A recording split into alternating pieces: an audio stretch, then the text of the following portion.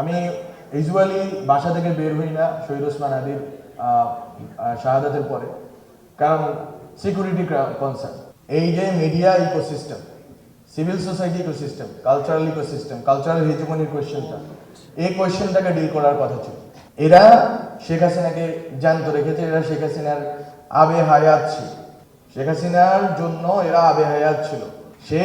সেই জিনিসগুলোকে কি কোনো রকম আপনার ডিসমেন্টল করা গেছে? না।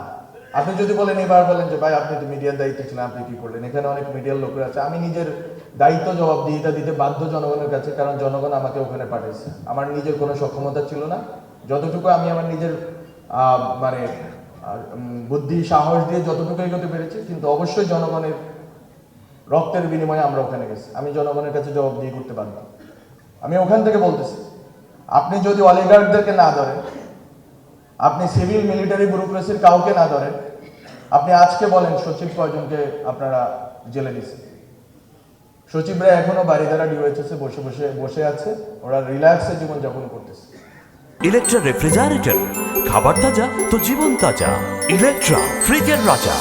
আপনি গ্রেপ্তার করলেন, আপনার এই যে গ্রেপ্তারের পরবর্তী ছেড়ে পালিয়ে গেছে, এটা শুধুমাত্র আমরা তো শুধুমাত্র সমালোচনার জন্য কয়েকটা জিনিস আছে আমাদের, সেটাই আমরা করি। শুধু ক্যান্টনমেন্টে পালিয়ে যায়নি, বরং এর বাইরেও অনেক আন্ডারস্ট্যান্ডিং এর ভিত্তিতে অনেক লোক বেরিয়ে গেছে, এই দেশ থেকে পালিয়ে গেছে।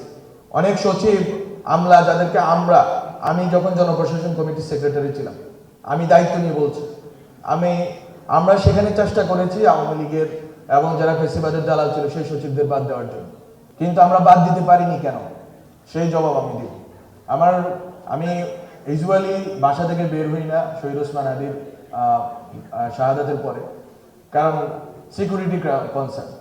কারণ আপনারা বলতে পারেন আপনার শুধু সিকিউরিটি কনসার্ন, আমাদের সিকিউরিটি কনসার্ন আছে because we spoke the truth, এবং এই জন্য মন্ত্রণালয়ের শেষ 4 মাস আমাকে কোনো কাজ করতে দেওয়া হয়নি।